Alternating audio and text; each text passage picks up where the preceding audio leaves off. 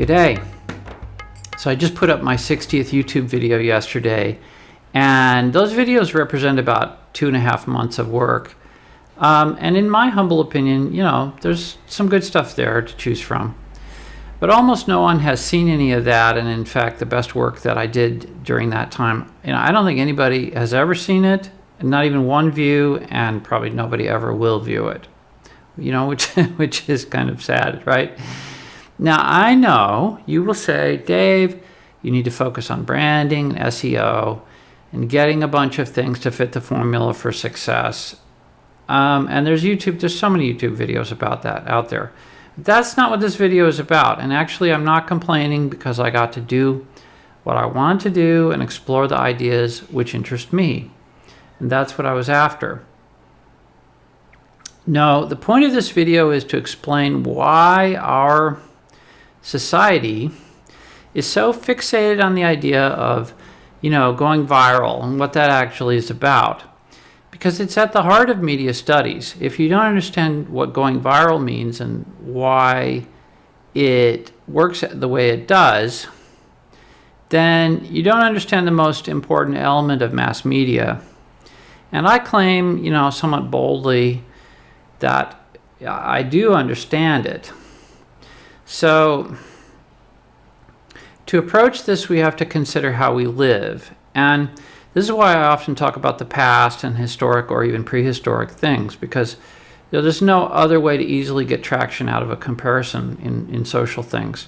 It used to be that we could make a lot of comparisons between the East and West, so-called East versus West.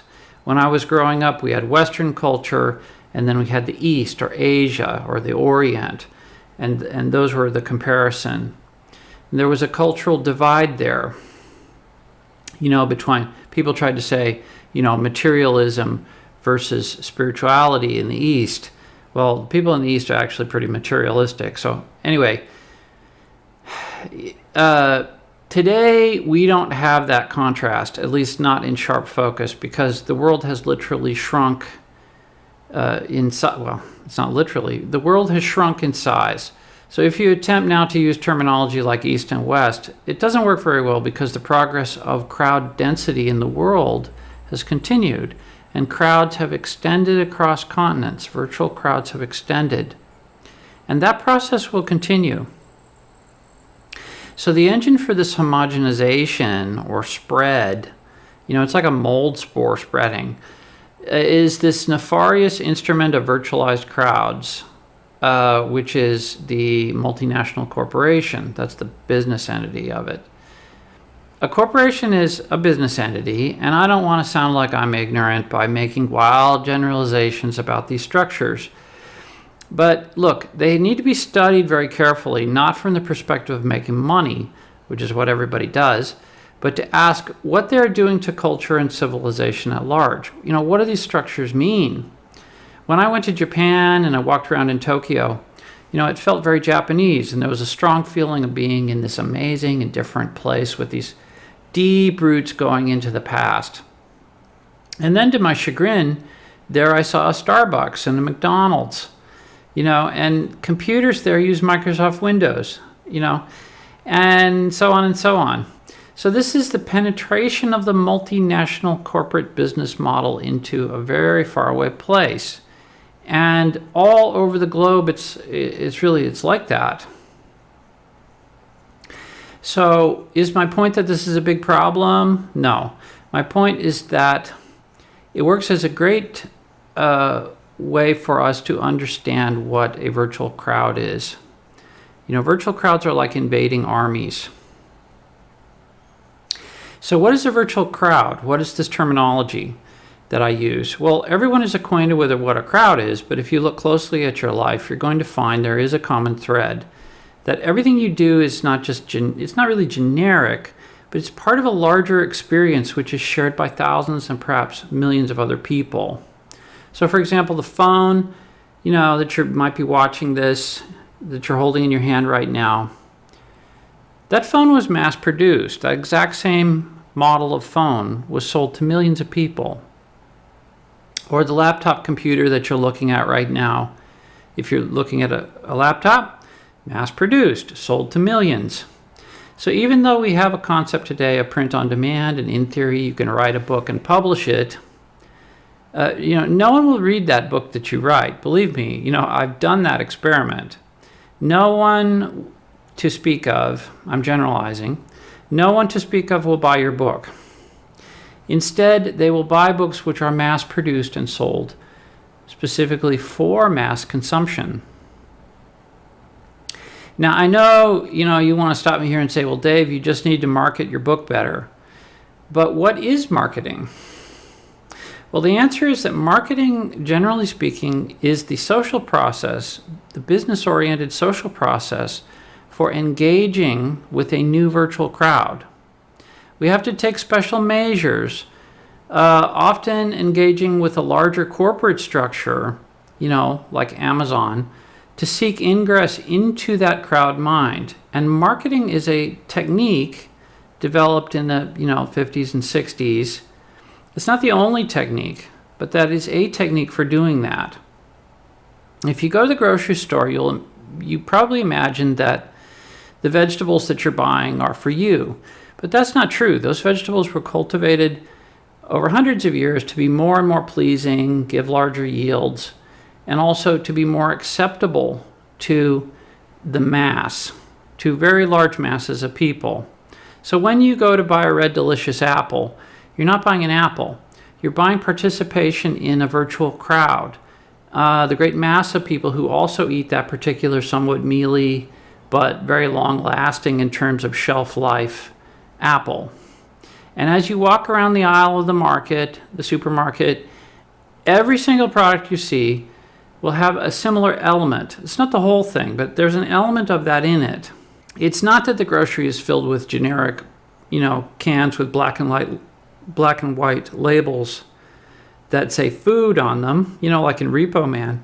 But I'm saying that the store brand, which is a kind of vertical monopoly, that's a way for Kohl's or Woolworths or Walmart to signal to and to build its own virtual crowds. So what is a virtual crowd as opposed to a real physical crowd?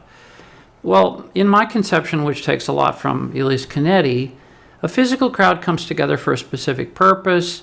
It has a specific aim, such as, getting a great deal on Black Friday. And so, they go, they mob the store, and they do the things that crowds do and have the experiences that crowds have. And then they disperse. However, suppose that the news comes out that there's a delay. Instead of Black Friday, for some reason, has to be delayed a day. We're going to have Black Saturday instead. So you say, okay, we'll go the next day. And everybody gets the message, and some people don't get the message because crowds are hard to communicate with. But eventually people get, enough people get the idea, okay, it's Black Saturday. But then there are more delays, let's say. And the news comes out, it's delayed by a week. Okay, well, then we'll go next week.